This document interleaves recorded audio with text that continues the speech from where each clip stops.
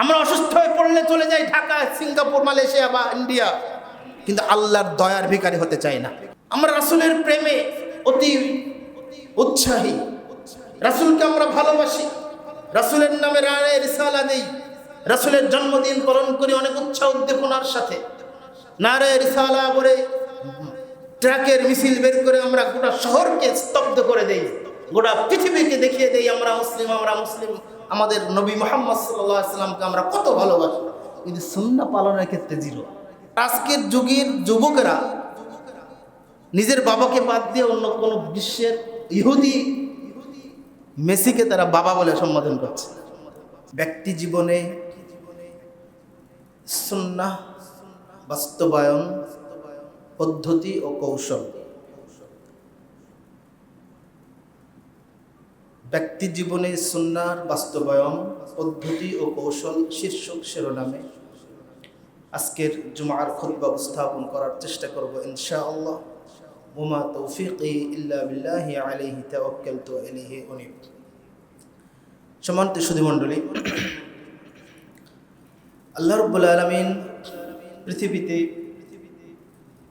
মানব জাতির জীবন পরিচালনার জন্য দুটি মানদণ্ড দিয়েছেন,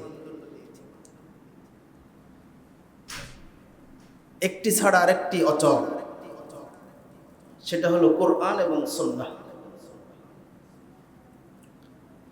কেউ যদি শুধু কোরআন মানতে যায় তাহলে সে যেমন পথভ্রষ্ট হবে, অনুরূপভাবে কেউ শুধু সুন্নাহ মানতে যায়, হাদিস মানতে যায়, কোরআন মানে না, সেও পথভ্রষ্ট হবে। এক শ্রেণীর সমাজে মানুষ আছেন যারা নিজেদেরকে আহলুল কোরআন নামে পরিচিতি দিতে গর্ববোধ করেন যে আমরা কোরআনের অনুসারী, আমরা হাদিস মানব না। তারাও যেমন পথভ্রষ্ট, ঠিক আবার যারা কোরআন মানতে চান না তারাও অনুরূপ পথভ্রষ্ট। মুসলিমের জীবন পরিচালিত হবে এই কোরআন সুন্নাহ দুটি উৎস থেকে। আল্লাহ রাব্বুল আলামিন কোরআনুল কারীমের অসংখ্য জায়গায়, মোটামুটি 14টি স্থানে কোরআনকে হাদিস বলেছেন। কোরআন এবং হাদিস ছাড়া একজন মুসলিমের জীবন কল্পনা করা অসম্ভব। একজন মুসলিম নিজের ইচ্ছা মতো চলতে পারে না, একজন মুসলিম নিজের স্বাধীন মতো জীবন পরিচালনা করতে পারে না। কেউ যদি ইসলাম গ্রহণ করে তাহলে পূর্বে তার যে লাইফ লিড করত, ইসলামের পরে এসে সেটা আর পারবে না।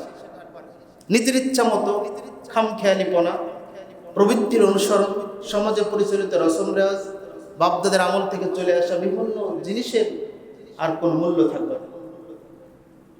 আমরা আমাদের ব্যক্তি জীবনকে আমাদের নিজেদের মতো করে ঢেলে সাজাই। আপনারা দেখছেন আজকের এই ফিতনার যুগে আমাদের ঈমান রক্ষা করা বড় মুশকিল হয়ে পড়েছে। আমাদের ঈমান ঠিক রাখা বড় কঠিন হয়ে পড়েছে, বড় দায় হয়ে গেছে। কতজন মানুষ আমরা পরকালের জন্য কাজ করি, কতজন মানুষ আমরা মৃত্যুর কথা স্মরণ করি, কতজন মানুষ আমরা পরকালের প্রস্তুতি গ্রহণ করি, কতজন মানুষ আমরা আল্লাহকে খুশি করার জন্য আমাদের যাবতীয় জীবন যাপন পরিচালনা করি। এটা যদি জরিপ করা যায় খুব হতাশাজনক ফলাফল আসবে, এটা আমরা বুঝি। সম্মানিত উপস্থিতি, আজকের বর্তমান প্রেক্ষাপট এতটাই কলুষিত। আল্লাহ রাসূল সাল্লাল্লাহু আলাইহি ওয়াসাল্লাম বলেছেন, যে ব্যক্তি নিজের বাবার থাকতেও অন্যকে বাবা বলে স্বীকার করে তার অবস্থান কি? তার প্রতি লানত করা হয়েছে, অভিশাপ করা হয়েছে এবং তার উপরে কঠোর নীতিমালা ঘোষণা করা হয়েছে। আর আজকের যুগের যুবকেরা নিজের বাবাকে বাদ দিয়ে অন্য কোনো বিশ্বের ইহুদি মেসিকে তারা বাবা বলে সম্বোধন করছে। আমার খুতবার পোস্টারে একজন ছেলে লিখেছে যে আর্জেন্টিনার সাথে আর্জেন্টিনা সাপোর্ট করাও এটা গর্বের বিষয়। যদি আর্জেন্টিনাকে সাপোর্ট করে আল্লাহ আমাকে জাহান্নামে দেন, আমি 100 বছর জাহান্নামে থাকতে রাজি। যদি মেসির সাথে জাহান্নামে থাকাটাও গর্বের বিষয়। আস্তাগফিরুল্লাহ। কোন লেভেলে চলে গেছে, কোন পর্যায়ে চলে গেছে আমাদের সমাজ ব্যবস্থা। এই আর্জেন্টিনা এই কিছুদিন আগেই ঘোষণা করলো পৃথিবীতে সবচেয়ে জায়নবাদী রাষ্ট্র হলো আর্জেন্টিনা। যারা ফিলিস্তিনে মুসলিমদেরকে হত্যা করছে, কচুকাটা কাটছে, মুসলিমদেরকে হাজার হাজার মুসলিমদেরকে হত্যা করছে, সেই ফিলিস্তিনের পক্ষাবলম্বন করে তুমি যুবক ফিলিস্তিনের জন্য কাঁদলে তোমার ওই কাদার কোনো মূল্য আছে? সম্মানিত সুধী মণ্ডলী, এইভাবে উদাহরণ পর্যায়ক্রমে বিভিন্ন সেক্টরে দেওয়া যাবে। আজকের যুগের তরুণেরা, যুবকরা, মধ্যবয়সী, বৃদ্ধরা এই খেলা নিয়ে যে উন্মাদনা চলছে, সুন্নাহ হারিয়ে গেছে, ঈমান হারিয়ে গেছে। সম্মানিত উপস্থিতি, আমি কিভাবে আমার জীবনটাকে লিড করব, মুসলিম জীবন কিভাবে পরিচালিত হবে, তার একটা দিক নির্দেশনামূলক আজকে সংক্ষিপ্ত খুতবায় আমরা আলোচনা পেশ করবো ইনশাআল্লাহ। সম্মানিত উপস্থিতি, আল্লাহ সুবহানাহু ওয়া তাআলা বলেন সূরা নিসা 64 নম্বর আয়াত, ওয়ামা আরসালনা মিন রাসূলিন ইল্লা লিইউতাআ বিইذনিল্লাহ। আল্লাহ বলছেন আমরা পৃথিবীতে যে সকল নবী এবং রাসূলকে পাঠিয়েছি তাদের জন্য এই আদেশ আমরা দিয়েছি যে আল্লাহর অনুমতিক্রমে, বিইذনিল্লাহ, আল্লাহর অনুমতিক্রমে যেন নবীদের অনুসরণ করা হয়। এটা আল্লাহর আদেশ। আমরা রাসূলুল্লাহ সাল্লাল্লাহু আলাইহি ওয়াসাল্লামকে অনুসরণীয় ব্যক্তিত্ব হিসেবে মানি, ঈমান রাখি এবং সেটা মনে প্রাণে ধারণ করি, গ্রহণ করি। আমরা রাসূলের প্রেমে অতি উৎসাহী, রাসূলকে আমরা ভালোবাসি, রাসূলের নামে রায়ে রিসালা দেই, রাসূলের জন্মদিন পালন করি অনেক উৎসাহ উদ্দীপনার সাথে। নারে রিসালা বলে ট্রাকের মিছিল বের করে আমরা গোটা শহরকে স্তব্ধ করে দেই, গোটা পৃথিবীকে দেখিয়ে দেই আমরা মুসলিম, আমরা মুসলিম। আমাদের নবী মুহাম্মদ সাল্লাল্লাহু আলাইহি সাল্লামকে আমরা কত ভালোবাসি, কিন্তু সুন্নাহ পালনের ক্ষেত্রে জিরো।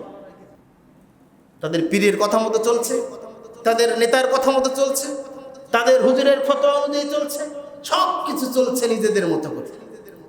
অথচ আল্লাহ রাব্বুল আলামিনের অর্ডার যে প্রত্যেক নবী এবং রাসূলকে পাঠিয়েছি আমি এবং এই মর্মে আদেশ দিয়েছি তাদের নবীদেরকে যেন অনুসরণ করা হয়। অনুসরণ না করে যদি আমি বলি ভালোবাসি, এই ভালোবাসার কোনো মূল্য আছে না? সম্মানিত সুধী মণ্ডলী, আল্লাহ সুবহানাহু ওয়া তাআলা বিদায় হজ্জের ময়দানে রাসূলুল্লাহ সাল্লাল্লাহু আলাইহি সাল্লাম যে উন্মুক্ত ঘোষণা দিয়েছিলেন, ইন্নী তারাকতু ফীকুম আমরাইন লান তাদিল্লু মা আবাদা মা ইন ইতাসামতুম। আমি তোমাদের কাছে দুটো জিনিস রেখে যাচ্ছি, যতদিন তোমরা এই দুটো জিনিস আঁকড়ে ধরবে লান তাদিল্লু আবাদা, কখনোই পথভ্রষ্ট হবে না।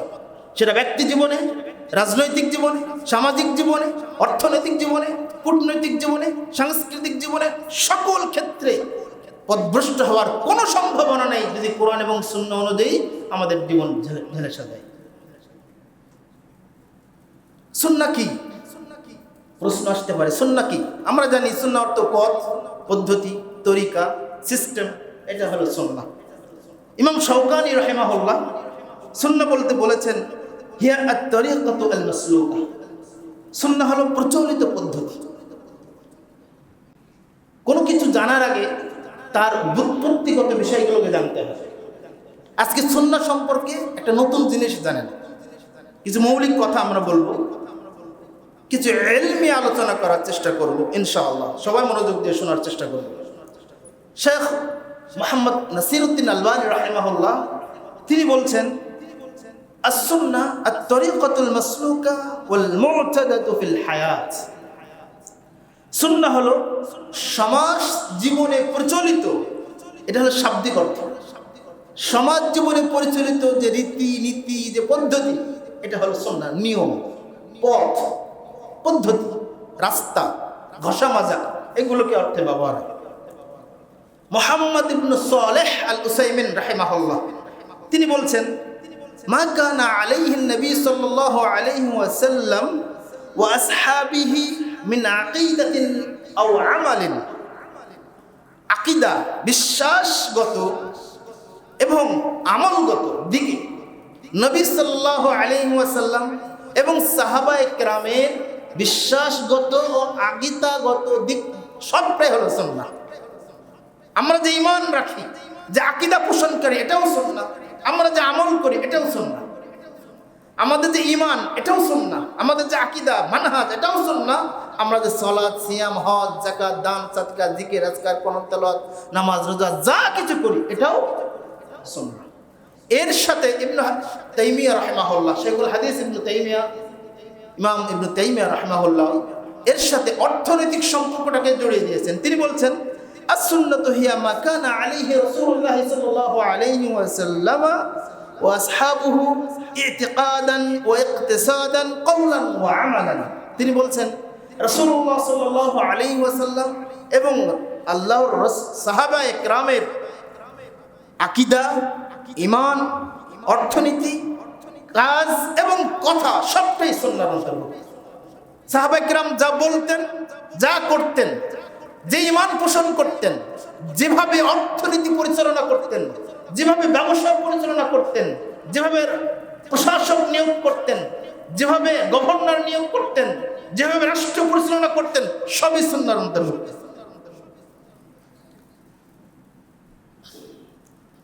বর্তমানে সৌদি আরবের গ্রান্ড মুফতি সালেহ আল ফাউজান হাফিজাহুল্লাহ তিনি আরো সুন্দর করে বলেছেন। তিনি বলছেন, আস-সুন্নাতু হিয়া মা কানা মুআফিকান লিল কিতাবি ওয়াস সুন্নাহ ওয়া মুআফিকান লিদ দালিল। তিনি বলছেন সুন্নাহ হলো যা কোরআন সুন্নাহ মোতাবেক হয় এবং দলিলের অনুগামী হয়। যে নিয়ম, যে কানুন, যে পথ পদ্ধতি, যে সিস্টেম কোরআন এবং সুন্নাহর অনুগামী, কোরআন এবং সুন্নাহর মতে, কোরআন এবং সুন্নাহর সাথে মিলে যায় এবং দলিলের সাথে মিলে যায়। দলিল মানে সাহাবায়ে কেরামদের বুঝ, তাবেঈদের বুঝ, সালাফদের বুঝ। ইমাম কুরতুবী রাহিমাহুল্লাহ আরো সুন্দর করে বলেছেন। তিনি বলছেন, আস-সুন্নাতু হিয়া আত-তরিকুল মুস্তাকিম। সুন্নাহ হলো সিরাতে মুস্তাকিম। সুবহানাল্লাহ। যে সিরাতে মুস্তাকিমের জন্য আমরা ৫ ওয়াক্ত সালাতের ১৭ রাকাত সালাতে ইহদিনাস সিরাতাল মুস্তাকিম বলি না, ১২ রাকাত সুন্নাত সালাতে, তাহাজ্জুদ সালাতে, নফল সালাতে, তারপর তারাবির সালাতে, বেতের সালাতে, সব জায়গায় আমরা সূরা ফাতিহা পড়ি না? সেখানে আমরা বলি ইহদিনাস সিরাতাল মুস্তাকিম, হে আল্লাহ আপনি আমাদেরকে সিরাতাল মুস্তাকিমের পথে পরিচালিত করুন। মা মা'না সিরাতাল মুস্তাকিম? সিরাতাল মুস্তাকিম অর্থ কি? সুন্নাহ মানে বুঝলাম সিরাতে মুস্তাকিম। কারণ সিরাতে মুস্তাকিমটা কি, সুদা সরল রাস্তাটা কি, এ বিষয়ে একটু আলোচনা করি। রাইসুল মুফাসসিরিন, মুফাসসিরদের যিনি সর্দার আব্দুল্লাহ ইবনে আব্বাস রাদিয়াল্লাহু আনহু, যাকে রাইসুল মুফাসসিরিন বলা হয়, আল্লাহ রাসূল সাল্লাল্লাহু আলাইহি ওয়াসাল্লাম তার জন্য দোয়া করেছিলেন, আল্লাহুম্মা ফাক্কিহু ফিদ-দীন ওয়া আল্লিমহু আত-তা'ওয়িল। হে আল্লাহ তুমি তাকে দ্বীনের বুঝ জ্ঞান দান করো এবং কোরআনের তাফসীর করার ইলম তুমি তাকে দান করো। রাসূলের দোয়ার বরকতে তিনি হয়ে গেলেন রাইসুল মুফাসসিরিন, মুফাসসিরদের সর্দার নেতা। তিনি এই সিরাতে মুস্তাকিমের ব্যাখ্যায় বলছেন যে ক্বালা জিবরিল লি মুহাম্মদ সাল্লাল্লাহু আলাইহি ওয়াসাল্লাম, জিবরিল আলাইহিস সালাতু ওয়াস সালাম মুহাম্মদ সাল্লাল্লাহু আলাইহি ওয়াসাল্লামকে বলছেন, কুল ইয়া মুহাম্মদ, হে মুহাম্মদ সাল্লাল্লাহু আলাইহি ওয়াসাল্লাম আপনি বলুন ইহদিনাস সিরাতাল মুস্তাকিম, হে আল্লাহ আপনি আমাদেরকে সিরাতে মুস্তাকিমের পথে পরিচালিত করুন। ইয়াকুলু, এর অর্থ হলো ইবনে আব্বাস রাদিয়াল্লাহু আনহু বলছেন, ইহদিনাত তরিকাল হাদি, হে আল্লাহ আমাদেরকে হিদায়াতের পথে পরিচালিত করুন।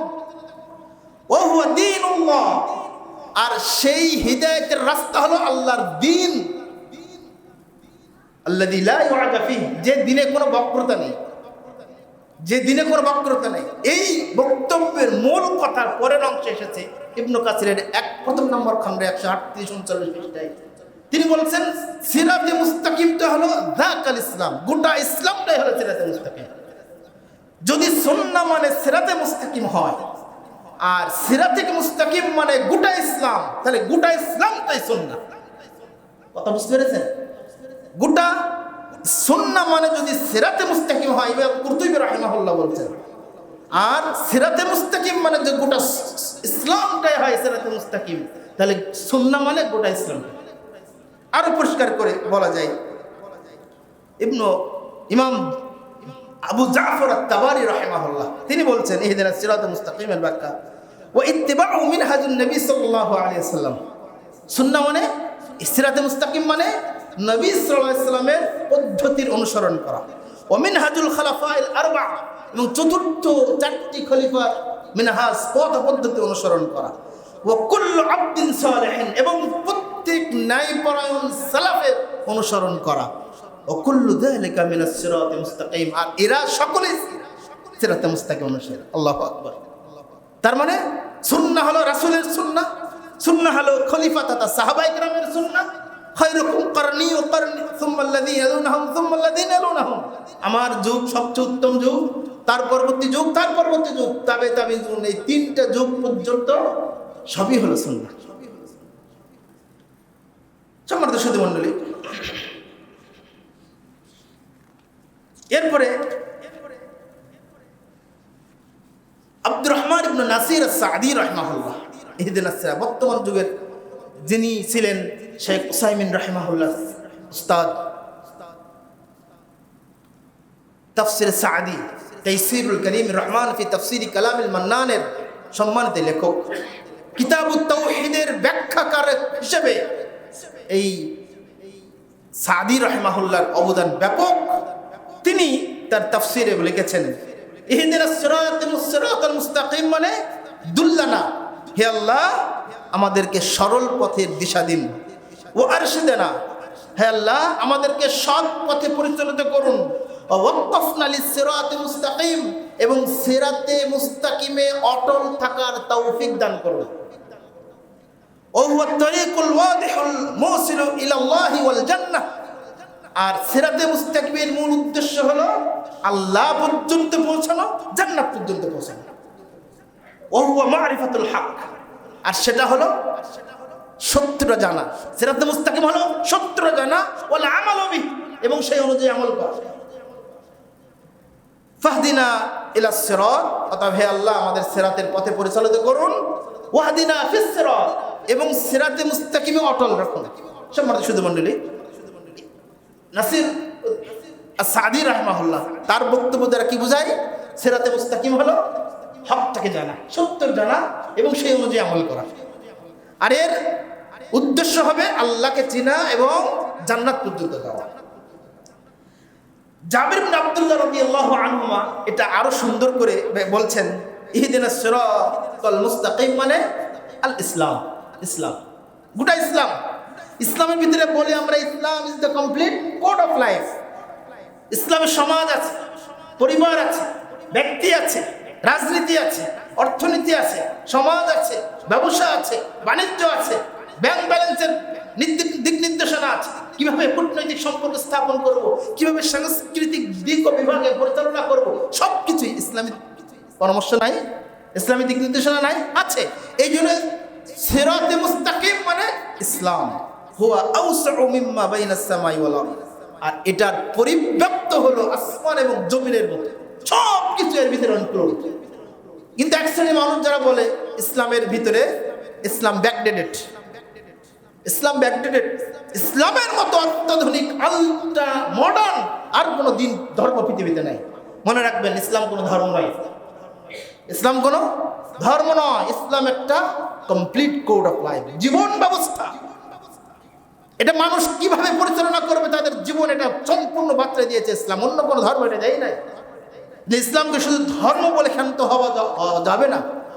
অর্থাৎ উপরোক্ত আলোচনা থেকে আমরা যে বিষয়টি স্পষ্ট করতে চাইলাম সেটা হলো সুন্নাহ মানে সিরাতে মুস্তাকিম, আর সিরাতে মুস্তাকিম মানে গোটা ইসলাম, আর গোটা ইসলামটাই হলো সুন্নাহ।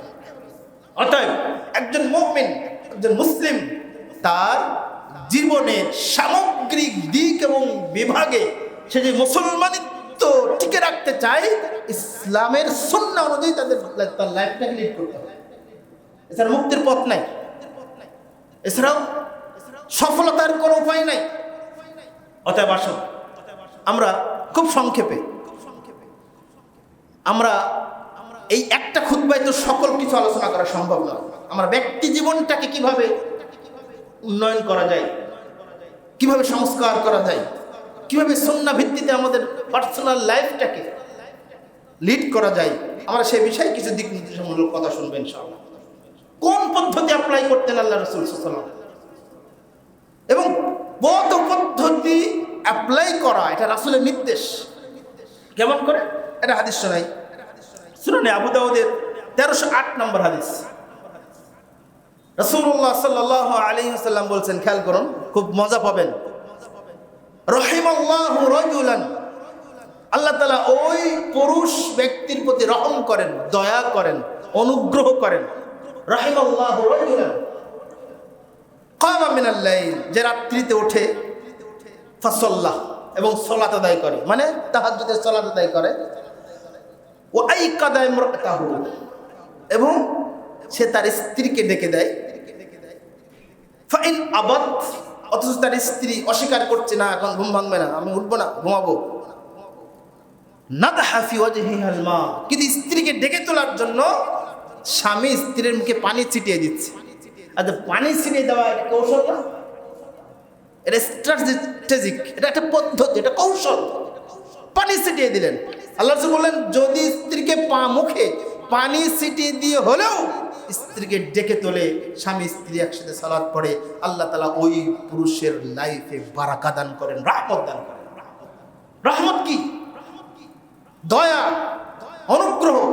ঠিক পরের অংশে আল্লাহ রাসূল সাল্লাল্লাহু আলাইহি ওয়াসাল্লাম বলছেন, রাহিমাল্লাহু ইমরাআতুন তান, আল্লাহ তাআলা ওই নারীর প্রতি রহম করেন, ওই মহিলার প্রতি রহম করেন, ওই স্ত্রীর প্রতি দয়া করেন, অনুগ্রহ করেন।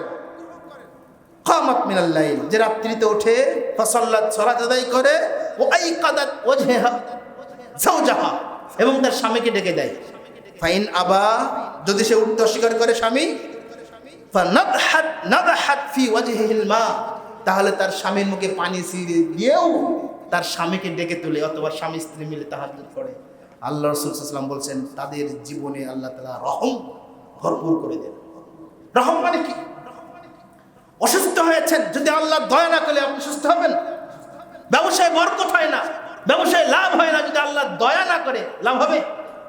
আপনি এখান থেকে আমরা রাজশাহীতে ফিরে যাব, যদি আল্লাহ দয়া না করেন আমি ফিরে যেতে পারবো? রাতে ঘুমিয়ে গেছি, যদি আল্লাহ দয়া না করেন সকালে উঠতে পারবো?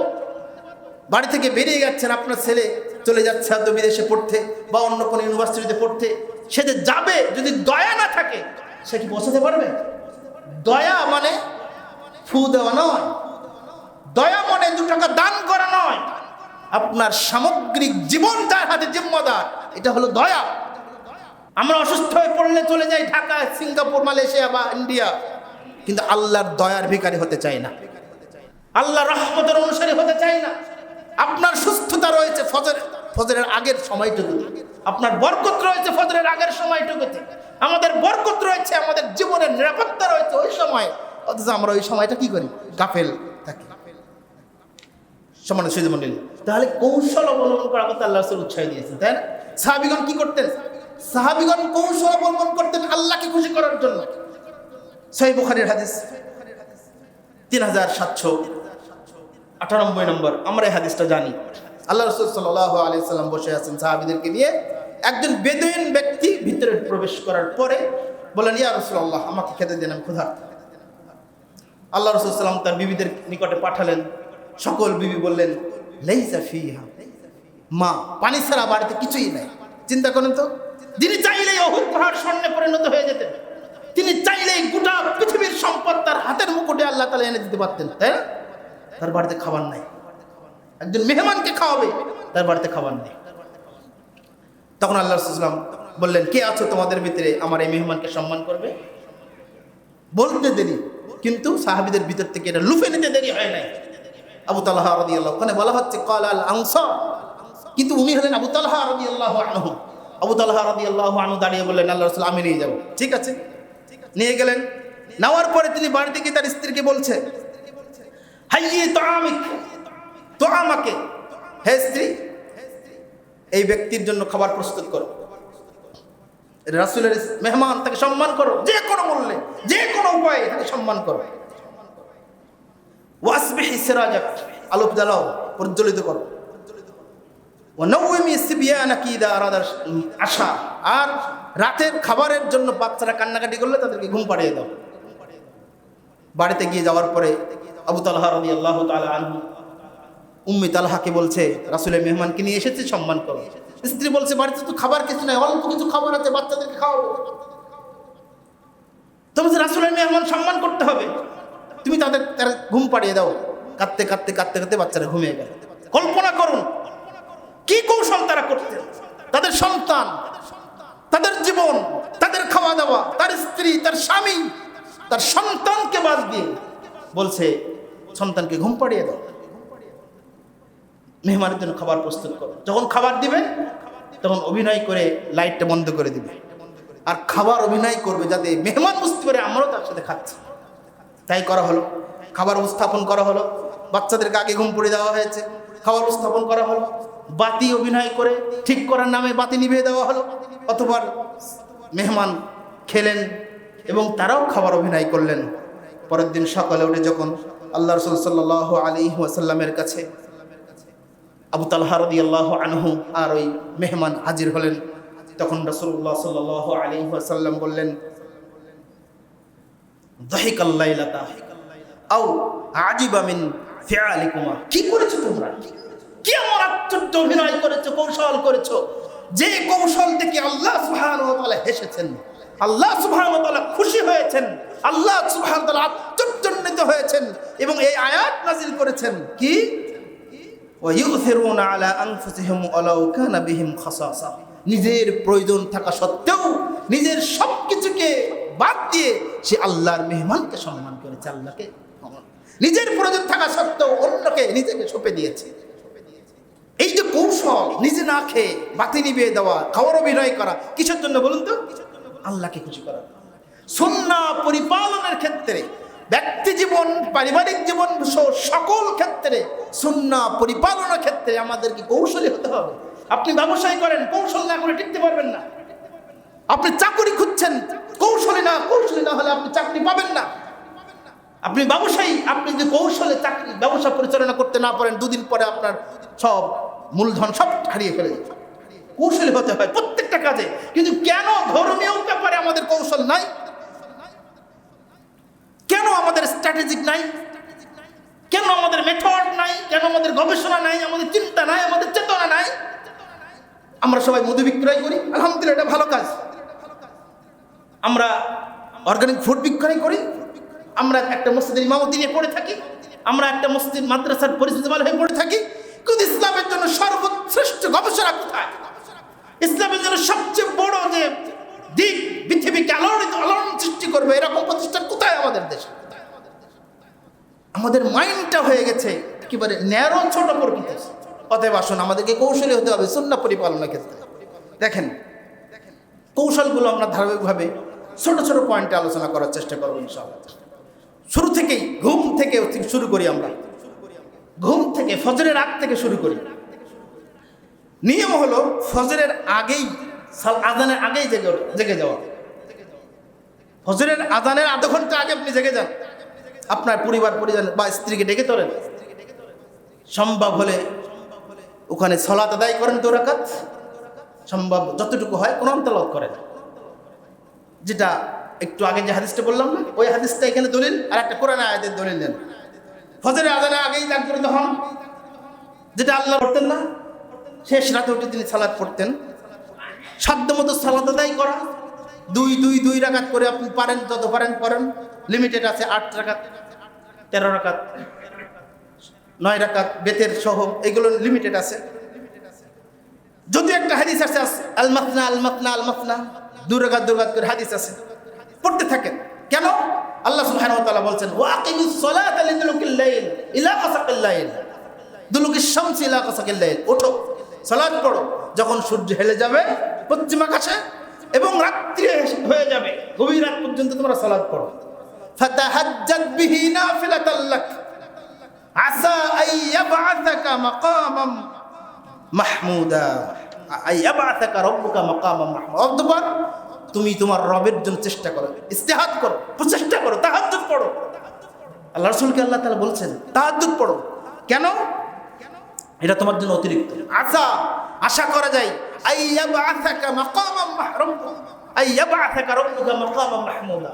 এই সালাত, এই চেষ্টা, এই ইজতিহাদ, এই ফজরের আগের এই পরিশ্রম, সেটা কোরআন তেলাওয়াত হতে পারে, সালাত হতে পারে, জিকির আজকার হতে পারে, আল্লাহর কাছে কান্নাকাটি করে দোয়া করা হতে পারে।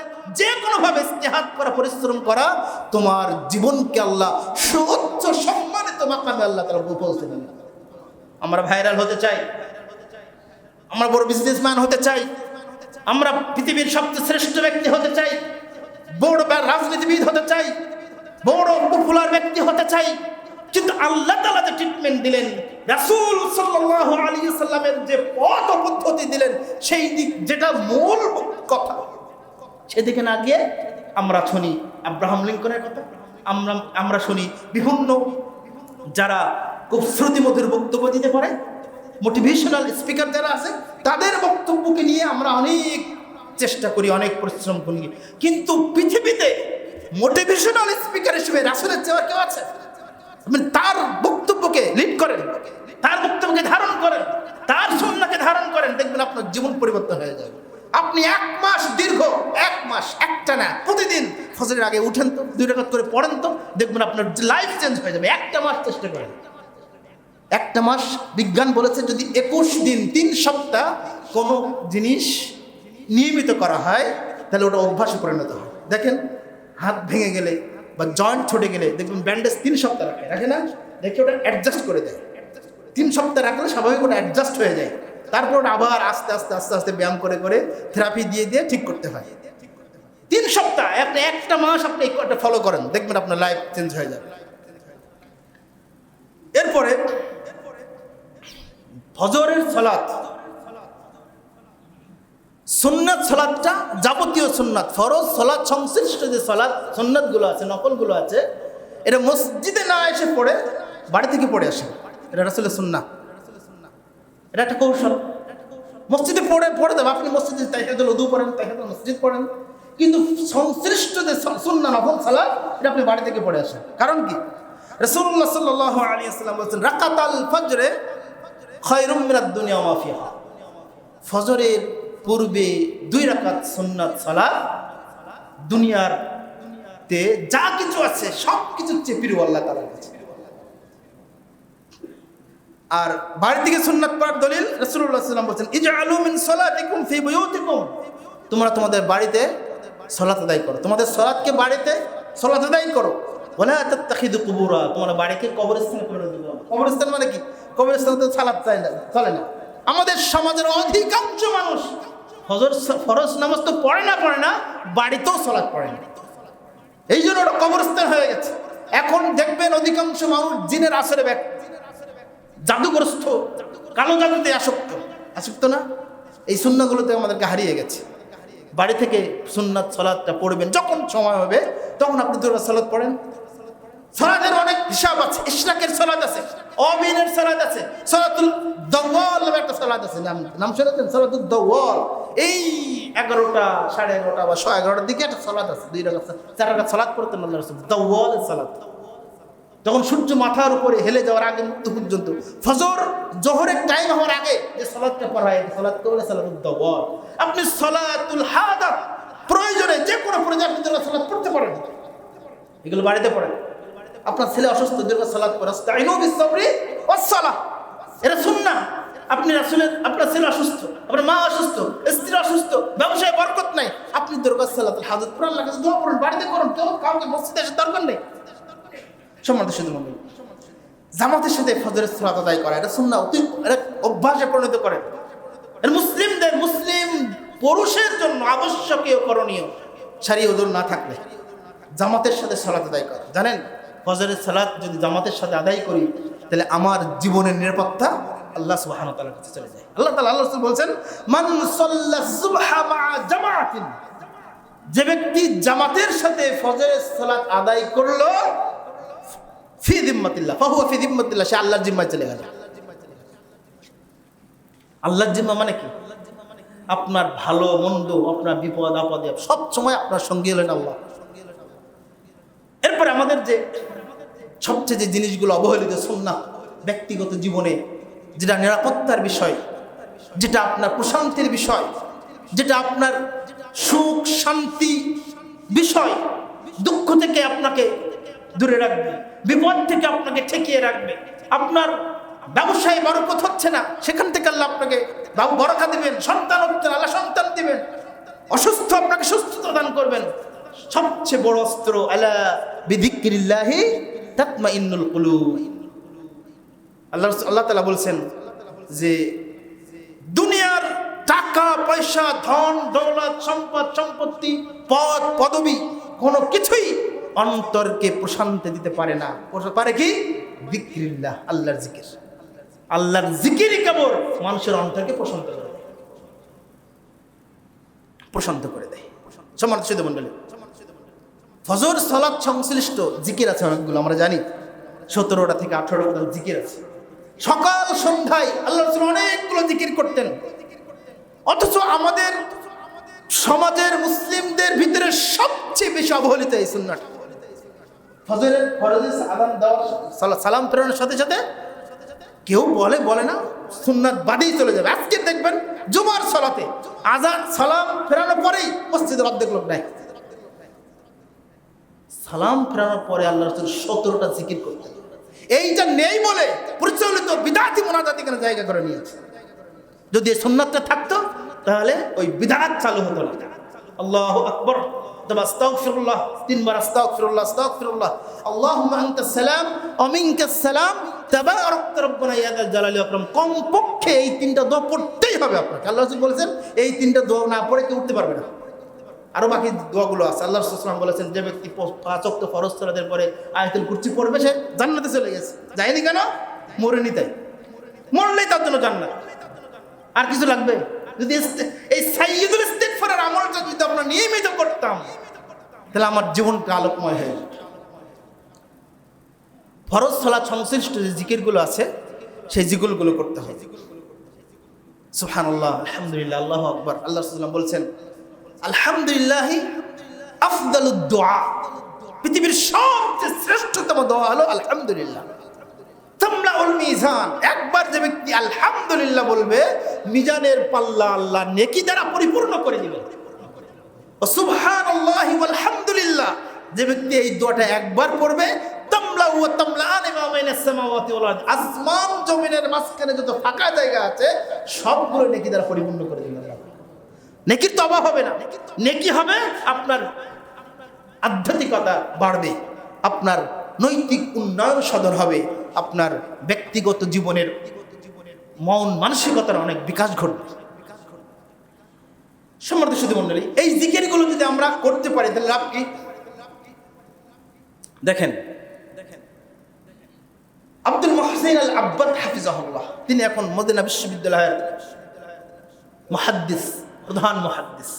তিনি এখনো মসজিদে নববীতে দার্স দেন। তার ছেলে আল বদর, বদর তার আগে আরো কিছু নাম আছে, হাফিজাহুল্লাহ, তিনিও বেঁচে আছেন। তিনি বলছেন পৃথিবীতে বান্দার প্রতি আল্লাহ সুবহানাহু ওয়া তাআলার যত নিয়ামত আছে তার মধ্যে সবচেয়ে শ্রেষ্ঠ নিয়ামত হলো সকাল সন্ধ্যার জিকির করা। শেখ রাসলান হাফিজাহুল্লাহ তিনি বলছেন যে একজন মুসলিমের জীবনে শ্বাস প্রশ্বাস অক্সিজেন নেওয়াটা যতটা জরুরি, যতটা গুরুত্বপূর্ণ পৃথিবীতে বেঁচে থাকা, তার চেয়েও বেশি জরুরি হলো সকাল সন্ধ্যা জিকির করা। কেন? এই সুন্নাহগুলো আমাদের প্রতিপালন করতে যখন টাইম, আপনাকে যে টাইম বের করতে হবে, সময় যত ব্যস্ত থাকেন না কেন সময় বের করতে হবে। আপনি হাঁটছেন, এই জিকির করুন। সকাল সন্ধ্যার জিকির করা, ফরজ সালাত সংশ্লিষ্ট জিকিরের পাশাপাশি 2-3 নম্বর পয়েন্ট যে ফরজ সালাত সকাল সন্ধ্যার জিকিরগুলো করা। কেন এটা বললেন? যে আমার অক্সিজেন গ্রহণ, আমার পৃথিবীতে বেঁচে থাকা নির্ভর করে আমার এই জিকিরের কারণে। সকাল সন্ধ্যার জিকির হচ্ছে সবচেয়ে গুরুত্বপূর্ণ। কারণ কি? রাসূলুল্লাহ সাল্লাল্লাহু আলাইহি ওয়াসাল্লাম বলেছেন যে ব্যক্তি সন্ধ্যার সময় 3 বার বলবে বিসমিল্লাহিল্লাযী লা ইয়াদুররু মা ইসমিহি শাইউন ফিল আরদি ওয়ালা ফিস সামাই ওয়া হুয়াস সামিউল আলিম, এই দোয়াটা যে ব্যক্তি 3 বার বলবে ফজর হওয়ার আগ পর্যন্ত, সকাল হওয়ার আগ পর্যন্ত কোনো বিপদ, কোনো হঠাৎ মুসিবত, হঠাৎ অ্যাক্সিডেন্ট, হঠাৎ কোনো দুঃখ কষ্ট তার উপর পতিত হবে না। এই হাদিস আমরা বিশ্বাস করি। কিভাবে সম্ভব এটা? এই ঈমান যদি আমার না থাকে ওই হাদিস কিন্তু কাজ করবে না। এটা রাসূল বলেছেন, হতেই হবে, বাধ্য হবে ইনশাআল্লাহ। এই ঈমান আপনাকে রাখতে হবে। আপনি দোয়া করেন কন্টিনিউয়াসলি, বিসমিল্লাহিল্লাযী লা ইয়াদুররু মা ইসমিহি। কিভাবে দেখেন আল্লাহ আপনার জিম্মা নিলেন। যে ব্যক্তি সকালে এই দোয়া 3 বার পড়বে, সন্ধ্যা হওয়ার আগ পর্যন্ত কোনো বিপদ আপদ, অ্যাক্সিডেন্ট, বিপদ, হঠাৎ করে বিপদে আপনি আল্লাহ তাআলা আপনাকে ফেলবেন না। আল্লাহ তাআলা রাসূল সাল্লাল্লাহু আলাইহি ওয়াসাল্লাম বলেছেন, রাসূলের কথা তো স্বীকার করি, আমরা বিশ্বাস করি, ঈমান রাখি। তাহলে কি এটা বিশ্বাসের, নিঃশ্বাসের সাথে চেয়ে বেশি গুরুত্ব হয়ে গেল না? আরেকটা হাদিস দেখেন, রাসূলুল্লাহ সাল্লাল্লাহু আলাইহি ওয়াসাল্লাম বলেছেন, যে ব্যক্তি সন্ধ্যার সময় 3 বার এটা বলবে, আউযু বিকালিমাতিল্লাহি তাম্মাতি মিন শাররি মা খালাক। যে ব্যক্তি আউযু বিকালিমাতিল্লাহি তাম্মাতি মিন শাররি মা খালাক এই দোয়াটা 3 বার পড়বে, সকাল হওয়ার আগ পর্যন্ত কোনো কীট পতঙ্গ পোকামাকড় তাকে স্পর্শ করবে না। মুহাম্মদ ইবনে সালেহ আল মুনাজ্জিদ হাফিজাহুল্লাহ, সৌদি আরবের একজন বিখ্যাত বিদ্বান, তিনি বলছেন যে একজন শেখ, তিনি মক্কা থেকে মদিনায় প্রায় 450 কিলোমিটার মক্কা থেকে মদিনায় গিয়েছেন সফরে। মক্কা থেকে মদিনায় যাওয়ার পরে তার টুপিটা খোলার পরে দেখা গেল এই টুপির নিচে একটা চিলা আছে না, চিলা, বিষাক্ত চিলা ছিল। কিন্তু এই 450 কিলোমিটার তিনি ভ্রমণ করার পরেও ওই চিলাটাকে একটা বারের জন্য একটা কামড়, একটা ছুরি পর্যন্ত তাকে পড়েনি। তিনি বলছেন, আমি এই জিকিরগুলো, এই দোয়াগুলো পড়েছি। বাস্তব ঘটনা। আপনি শুধু ঈমানের সাথে আপনি এটা গ্রহণ করেন, পালন করেন কন্টিনিউয়াসলি, একদিন করে 2 দিন করবেন না এমনটা নয়। রাসূলুল্লাহ সাল্লাল্লাহু আলাইহি ওয়াসাল্লাম বলেছেন, যে ব্যক্তি সকালে ফজর হওয়ার পরে, সূর্য ওঠার আগে 3 বার ইখলাস, 3 বার ফালাক, 3 বার নাস পড়বে, এই সারাদিনের জন্য বা সারা রাতের জন্য এই 3টা সূরা তার জন্য যথেষ্ট হবে। দারিদ্রতার ক্ষেত্রে যথেষ্ট হবে, কষ্ট থেকে যথেষ্ট হবে, বিপদ আপদ থেকে যথেষ্ট হবে। এই 3টা সূরাই তার জন্য যথেষ্ট হবে। ঠিক সকালে পড়লেও সন্ধ্যা পর্যন্ত একই অবস্থায় নিরাপত্তা আল্লাহ আপনাকে দিবে। সম্মান শুধু মনে জিকির এর এই বিশালতা আপনাকে মনে প্রাণে ধারণ করতে হবে, এটাকে নিজের জীবনে বাস্তবায়ন করার চেষ্টা করবে। এটা আপনার ঈমানের দাবি, এটা সুন্নাহ পরিপালনের একটা অন্যতম অংশ। আপনার জীবনকে আলোকময় করে দিবে এই জিকিরগুলো। ইস্তেগফার, এরপর ইস্তেগফারের অভ্যাস গড়ে তোলা। ইস্তেগফার এটাও একটা জিকির। আস্তাগফিরুল্লাহাল্লাযী লা ইলাহা ইল্লা হুয়াল হাইয়ুল কাইয়্যুম ওয়া আতুবু ইলাইহি আল্লাহুম্মা আনতা রাব্বী লা ইলাহা ইল্লা আনতা খালাকতানি আল্লাহুম্মা ইগফির লি মা কদ্দামতু ওয়া মা আখারতু ওয়া মা আসরারতু ওয়া মা আ'লানতু ওয়া মা বি। এই যে জিকিরগুলো আছে, এই জিকিরগুলো আপনি কন্টিনিউয়াস সবসময় করতে থাকেন। হাসান আল বসরি রাহিমাহুল্লাহ, একজন বিখ্যাত তাবেঈ, যিনি রাসূলুল্লাহ সাল্লাল্লাহু আলাইহি ওয়াসাল্লামের স্ত্রী মাইমুনা রাদিয়াল্লাহু আনহার বাড়িতে লেখাপড়া শিখেছিলেন, যিনি মাইমুনার বোনের ছেলে ছিলেন। এই কারণে তার কাছ থেকে লেখাপড়া, ইলম অর্জন করার কারণে কোন অধিকাংশ মুহাদ্দিস আলেম হাসান বসরি রাহিমাহুল্লাহ না বলে রাদিয়াল্লাহু আনহু তাকে উপাধি দিয়েছেন। এই হাসান বসরি রাহিমাহুল্লাহ দাস দিচ্ছেন, দাস দিতে হঠাৎ করে 4 জন ব্যক্তি পর্যায়ক্রমে আসলো। প্রথম ব্যক্তি এসে বলছেন, ওস্তাদজি আমি অসুস্থ, অনেক চিকিৎসা করি, সুস্থ হয়নি, হয়তো ক্যান্সার বা ডায়াবেটিস বা হার্টের সমস্যা বা যে কোনো অসুস্থ, কি করব? উনি তাকে পরামর্শ দিলেন, তুমি নিয়মিত ইস্তেগফার করো, আস্তাগফিরুল্লাহ করো, আল্লাহর কাছে ক্ষমা চাও। কিছুক্ষণ পরে ওই লোকটা চলে যাওয়ার পরে কিছুক্ষণ পরে আরেকজন ব্যক্তি আসলো, সে বলছে, আল্লাহ উস্তাদ যে আমি ব্যবসা করি কিন্তু লাভ হয় না, লস, লাভের মুখ দেখি না, কি করব? তাকেও তিনি বললেন ইস্তেগফার করো, আল্লাহর কাছে ক্ষমা চাও।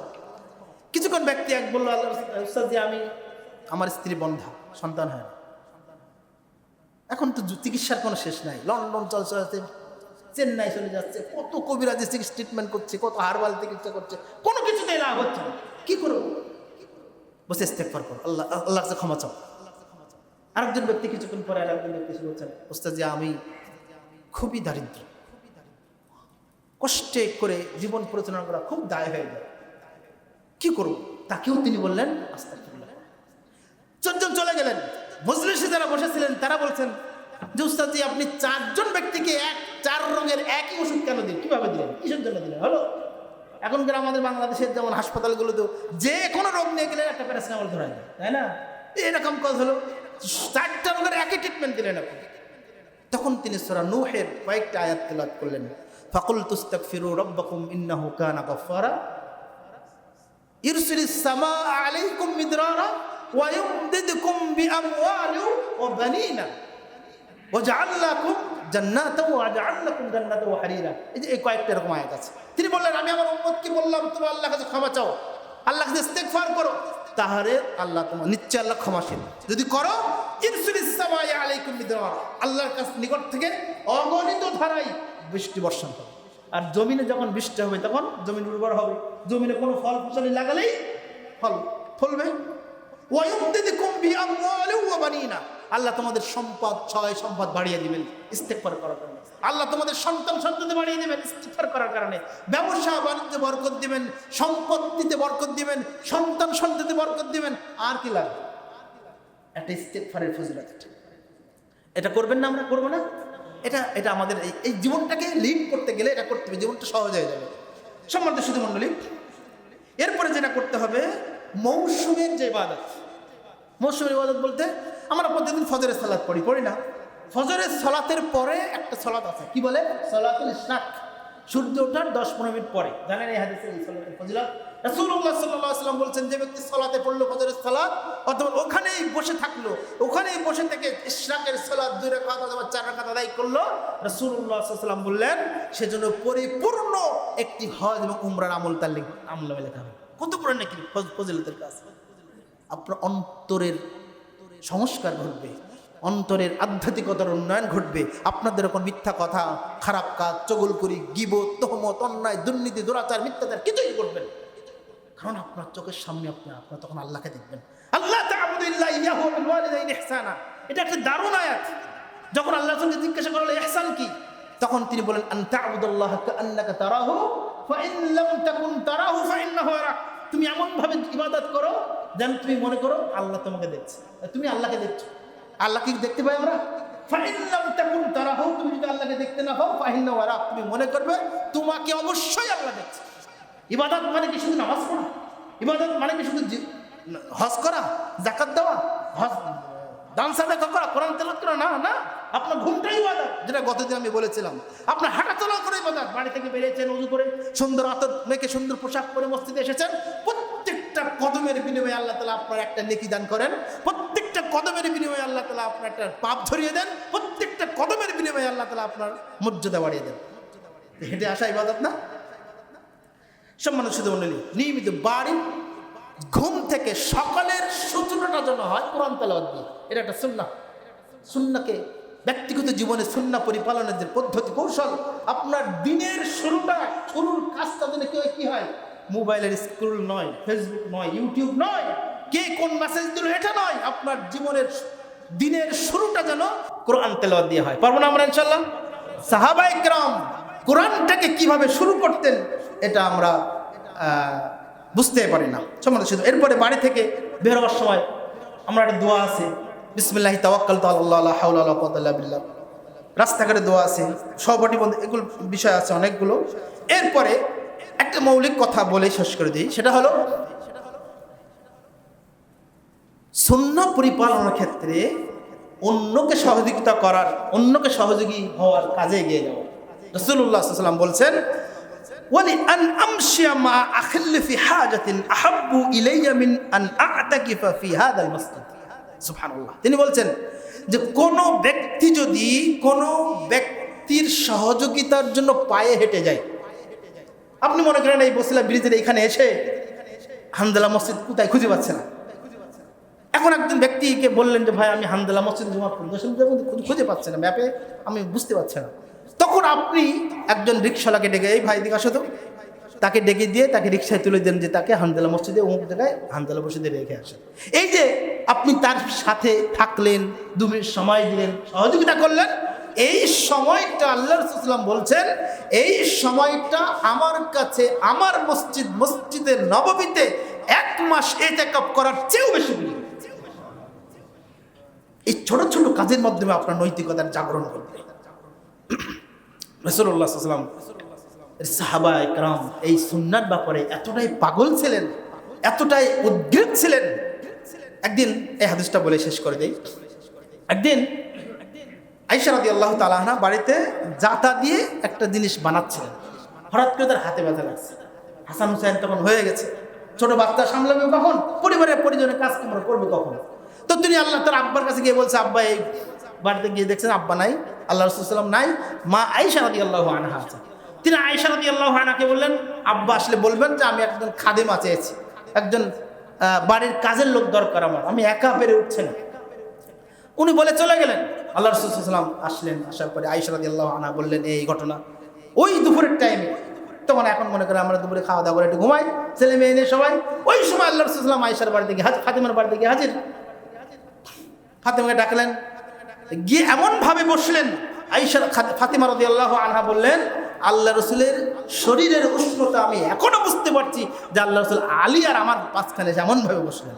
অথবা তিনি বললেন তোমরা যে জিনিসটা চেয়েছো আমি কি তার চেয়ে এমন কিছু ভালো বলে দিব না, যে তার চেয়ে বেশি উপকার করবে তোমাকে?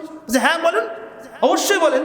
তখন তিনি বললেন তোমরা যখন ঘুমাতে যাবে তখন 34 বার আল্লাহু আকবার, 33 বার সুবহানাল্লাহ, 33 বার আলহামদুলিল্লাহ পড়বে, এটাই তোমার জন্য যথেষ্ট হয়ে যাবে। ওলামা ইকরাম বলছেন কেন? যে এই যতই পরিশ্রম হোক না কেন আপনি যদি এই জিকিরটা পড়ে ঘুমাতে পারেন, সারাদিনের ক্লান্তি দূর হয়ে নতুন করে শক্তি সঞ্চয় হয়ে পরের দিন সকালে আপনি কাজ করবেন, আপনার কাজে কোনো ক্লান্তি আসবে না। এই কথাটা বলার অর্থ কি? এইখান থেকে প্রায় 27, 26, 27, 28 বছর চলে যান পরে আল্লাহ রাসূলের ইন্তেকালের 27, 28 বছর পরে যখন আলী রাদিয়াল্লাহু তাআলা আনহু খলিফা, সিফফিনের যুদ্ধ ঘটছে, সিফফিনের যুদ্ধ হয়ে গেছে। আল্লাহ রাসূল সাল্লাম আলী রাদিয়াল্লাহু তাআলা আনহু যখন এই হাদিসটা বর্ণনা করছেন তখন তিনি বলছেন যে আমি যেদিন থেকে আল্লাহ রাসূল সাল্লাম আমাকে এই হাদিস শুনেছেন বলেছেন সেদিন থেকে আজ পর্যন্ত আমি কোনো দিন এই আমল পরিত্যাগ করিনি। তখন তার সাথী বলছেন যে আলী রাদিয়াল্লাহু আনহু ইয়া খলিফাতুল মুসলিমিন, সিফফিনের যুদ্ধও কি নয়? সিফফিনের যুদ্ধ মানে বিশাল যুদ্ধ চলছে, তিনি যুদ্ধের সেনাপতি, কি টেনশন, কি দুশ্চিন্তা, কি অবস্থা, ভয়াবহ অবস্থা। সাহাবী বললেন আপনি কি এই সিফফিনের যুদ্ধের দিনেও কি এটা পরিত্যাগ করেননি? বলছেন না, আমি এই যুদ্ধের দিনেও এই আমলটা করেছি। সাহাবায়ে কেরাম একটা আমল ধরলে ওটা ছাড়তেন না, আর আমরা একটা আমল করে আর খোঁজ থাকে না। যে আমলগুলো করলাম বললাম, আরো অনেক কিছু ছিল, সময় সংক্ষিপ্ততার কারণে আমরা বলতে পারলাম না। আল্লাহর কাছে দোয়া করি প্রথমত আপনি আমাকে এবং আমার মুসল্লি যারা আছেন এবং আলোচনা যারাই শুনবেন সকলকে আমল করার তৌফিক দান করুন, আল্লাহুম্মা আমিন। সকলকে বুঝতে হবে, শরীয়তটা বুঝতে হবে, সুন্নাহটা বুঝতে হবে, সুন্নাহর দাবি, ইসলামের দাবি, এর উপকারিতা মানব জীবনের কি প্রভাব বিস্তার করতে পারে এটা আপনার গভীরে গিয়ে বুঝতে হবে, তা না হলে তো আমল করতে মজা লাগবে। আল্লাহ রাব্বুল আলামিন আমাদের সকলকে সেই তৌফিক দান করুন, আল্লাহুম্মা আমিন। আমাদের মাঝে অনেকে অসুস্থ, আল্লাহ তাদেরকে সুস্থতা দান করুন, আল্লাহুম্মা আমিন। আমাদের মাঝে অনেকে ঋণগ্রস্ত, আল্লাহ ঋণ থেকে উদ্ধার হওয়ার তৌফিক দান করুন, আল্লাহুম্মা আমিন। আমাদের যারা বিভিন্নভাবে দিনই কাজ করে যাচ্ছে আল্লাহ তাদের কাজটাকে সহজ করে দেন। আমরা সালাতের পরে আজকে কথা বলি না, এখন বলি, এখন বলবো। ও আচ্ছা, দোয়া। এক ভাই দোয়া চেয়েছেন, গত কয়েকদিন পূর্বে ইন্তেকাল করেছেন, আমরা দোয়া করব। এই মায়ের এক ভাই তার মা মারা গেছেন, তার মার জন্য দোয়া চেয়েছেন। তিনি যেমন তার মায়ের জন্য দোয়া চেয়েছেন, আমরাও আমাদের সকলের যাদেরই মা বাবা দাদা দাদি নানা নানি আত্মীয় স্বজন এবং পূর্বে যে সকল দিনদার পরহেজগার মুমিন ব্যক্তি, মুমিনা নারী পুরুষ ইন্তেকাল করেছেন, আমরা সকলের জন্য দোয়া করব। আল্লাহ রাব্বুল আলামিন সকলের কবরে আযাবকে মাফ করুন, আল্লাহুম্মা আমিন। সকলকে জান্নাতুল ফেরদাউসের মেহমান হিসেবে কবুল করুন, আল্লাহুম্মা আমিন। সকল ভুল ত্রুটিকে ক্ষমা করুন, আল্লাহুম্মা আমিন। সকল যেন রাসূল সাল্লাল্লাহু আলাইহি ওয়াসাল্লামের সাথে জান্নাতে একসাথে থাকতে পারে সেই তৌফিক তুমি তাদেরকে দান করো, আল্লাহুম্মা আমিন। সম্মানিত সুধীমণ্ডলী, আপনার কাছে কি মনে হয় যে আপনি বা আপনার আব্বা, কখনো আপনার আব্বার দাদার কথা মনে পড়ে? কেউ মনে করে? এই দুনিয়ার জন্য ছুটতে ছুটতে আমাদের জীবন শেষ, মারা গেলে আপনার ছেলে কয়েকদিন স্মরণ করবে? আপনার আব্বার দাদার কথা কেউ স্মরণ করে না। আপনি আপনার দাদার কথা কেউ স্মরণ করেন, কিন্তু যখন দোয়া করবেন তখন এরকম করবেন, আল্লাহ আমার বাবা মা দাদা দাদি নানা নানি আমার বন্ধু বান্ধব প্রতিবেশী যারাই মারা গেছে সকলের কবর আযাব তুমি মাফ করে দাও। এরা যদি কবুল হয় তাহলে আপনার মৃত্যুর পরেও আপনার জন্য এমন কোনো ব্যক্তি হয়ে যাবে যে আপনার জন্য দোয়া করবে। আল্লাহ রাব্বুল আলামিন আমাদেরকে কবুল করুন, আল্লাহুম্মা আমিন। খাস করে যে ভাই দোয়া চেয়েছেন, আল্লাহ তাআলার কাছে দোয়া করে আল্লাহ তার মাকে আপনি তার কবরে আযাব থেকে মাফ করে দিন, আল্লাহুম্মা আমিন। তার মাকে আপনি জান্নাতুল ফেরদাউসের মেহমান হিসেবে কবুল করুন, আল্লাহুম্মা আমিন। আমাদের এই হানজালা রাদিয়াল্লাহু তাআলা আনহু মসজিদকে কিয়ামত পর্যন্ত অব্যাহতভাবে পরিচালনা করার তৌফিক দান করুন আল্লাহুম্মা আমিন। এর মাধ্যমে যে দাওয়াতি কাজের সম্প্রসারণ ঘটছে, এটার উত্তরোত্তর সফলতা, মঙ্গল এবং সম্প্রসারণ তৌফিক দান করুন আল্লাহুম্মা আমিন। আল্লাহ রাব্বুল আমিন আমাদের সকলকে মসজিদে উপস্থিত সকল মুসল্লিকে আসুন আমরা আমাদের জীবনটাকে রাসূলুল্লাহ সাল্লাল্লাহু আলাইহি ওয়াসাল্লামের রেখে যাওয়া সুন্নাতের আলোকের জন্য ঢেলে সাজাতে পারি, এটাই পরকালে মুক্তির উসিলা হবে। আল্লাহ তাআলা আমাদেরকে তৌফিক দান করুন আল্লাহুম্মা আমিন। এই দাবি দাওয়া রাখে আজকের জুমার খুতবা আমরা এখানে সমাপ্ত করছি। আকুলু কওলি হাদা আস্তাগফিরুল্লাহ লি ওয়া লাকুম ওয়া লিসাইরিল মুসলিমিন সুবহানাকাল্লাহুম্মা ওয়া বিহামদিকা আশহাদু আল্লা ইলাহা ইল্লা আনতা আস্তাগফিরুকা ওয়া আতুবু ইলাইক।